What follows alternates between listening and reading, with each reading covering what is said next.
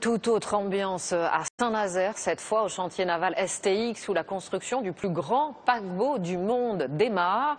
La première découpe de tôle a eu lieu ce matin et sur place on a voulu marquer le coup. Il faut dire que cette commande de l'Oasis représente 10 millions d'heures de travail, une assurance sur l'emploi pour les 2000 salariés. Sur place, pas comme le mat, Michel Hiver. Le moment est symbolique, la première découpe de tôle, une tradition dans les chantiers navals. La première pièce est une petite réplique du futur bateau. Saint-Nazaire doit livrer en 2016 le plus grand paquebot du monde.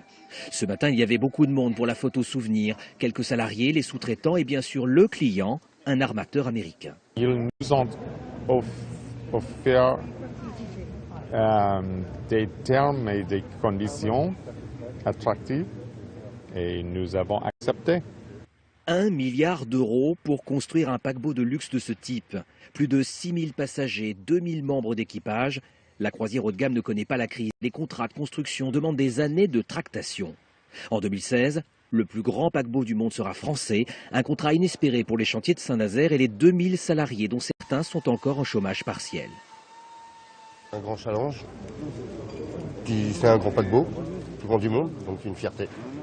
Repartir sur un cycle d'usinage normal, quoi. Les 2-8. Les 2-8 et puis faire tourner les machines au maximum et puis pour espérer aussi signer le deuxième derrière. Donc du boulot. 10 millions d'heures de travail. L'entreprise va tourner à plein régime et STX France devra recruter une centaine de salariés. Quant à l'avenir, les chantiers de Saint-Nazaire sont déjà sur les rangs pour un autre paquebot de luxe à construire à l'horizon 2020.